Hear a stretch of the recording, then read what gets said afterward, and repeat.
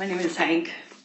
This is my goal to not Do you cry. want to slide that Sure. microphone a little bit closer to you? Can you hear there? me better? Yep, that's good. Thank you. There we go. My name is Hank. It was my goal to not cry today, but Oh, you can cry all I you think want, that should okay? pass Or it. not, depending on what you want to do. I witnessed the attack that took place at Normandale Park on February 19th, 2022.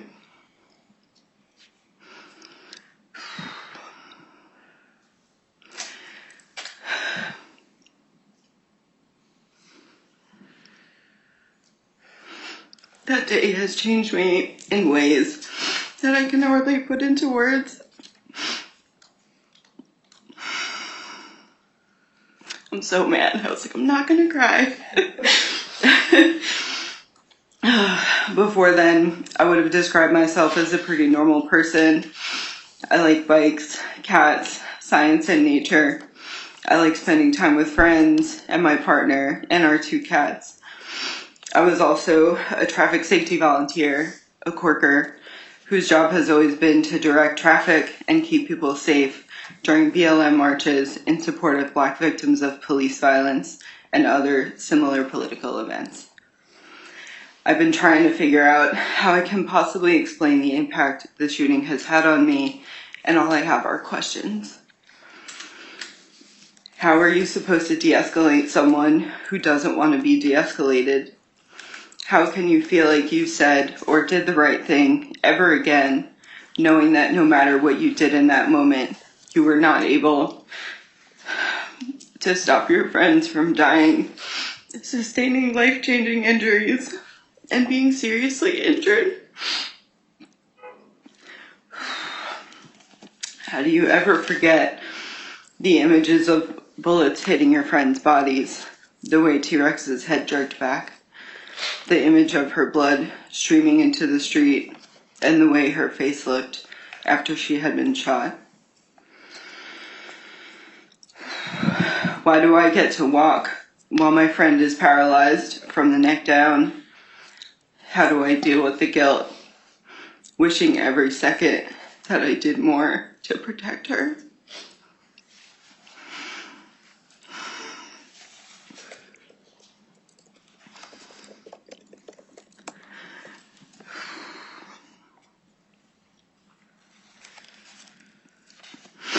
Both of us love nature.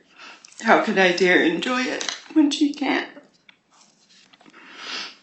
How can I even begin to explain that this experience has made me feel different and distant from my family and my friends, from everyone who's never had proximity to something like this?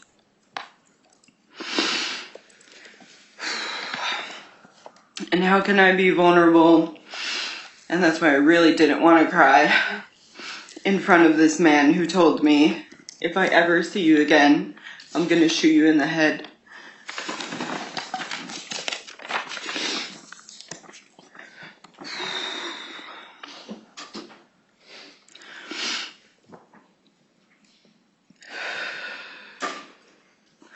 For the last 14 months, I've spent countless hours dwelling on the events of that night, painstakingly picking apart each second, trying to piece together the perfect scenario where we could all walk away unharmed. We were trying so hard to protect each other. It's taken me a year to be able to admit that it was impossible. This man approached us, unprovoked, with the intention to hurt and kill as many people as possible, and we couldn't stop him.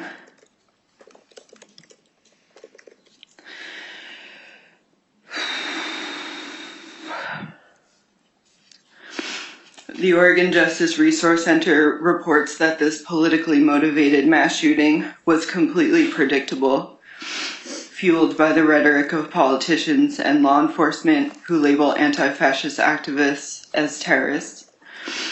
Their tacit approval of their hate is an even greater threat than these violent right-wing extremists pose as individuals. It serves as a dog whistle for white supremacists to carry out murderous fantasies just like this. White supremacy and misogyny have long plagued black communities, and on February 19th, these forces just wound up being targeted towards a small group of white women that had been preparing to direct traffic for a BLM march that never began. The first words out of his mouth were, I'm going to swear. Is that okay? The first words out of his mouth were, "You fucking cunts." White supremacy got him out the door. Misogyny got him to pull the trigger. It's a stark reminder of how white supremacy and misogyny intersect and why neither can be tolerated.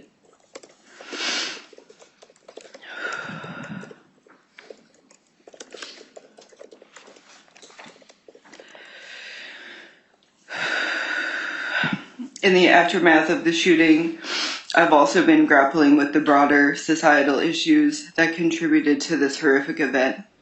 The rise of right-wing extremism, fueled by hate speech and misinformation, is a growing concern that cannot be ignored.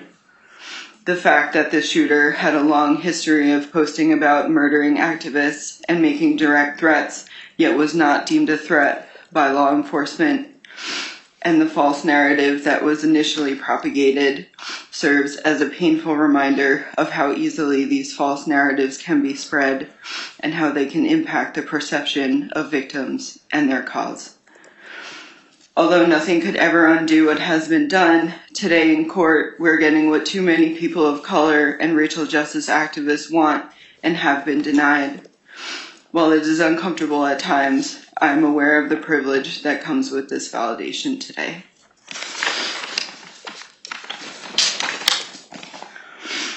I will never be able to feel good about the fact that we couldn't stop this man from doing what he did, but I can feel good about the moral high ground taken in the immediate aftermath of the shooting.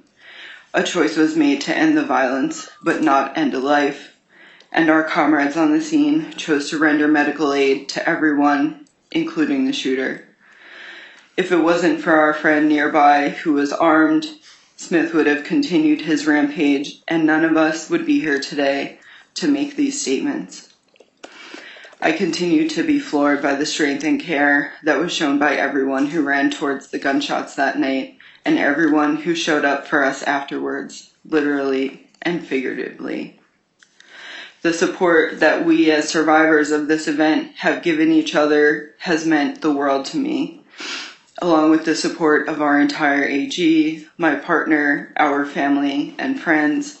The solidarity we received and banners that hung around the country and around the world meant so much. Thank you.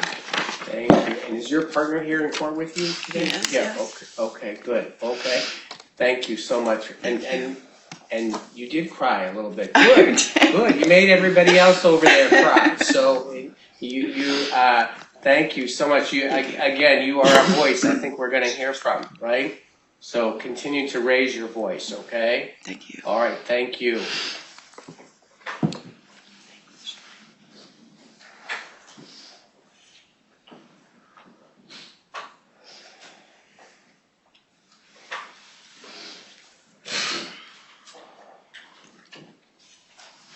Our next individual that would like to address the court would just simply like to be known as an involved party. Okay.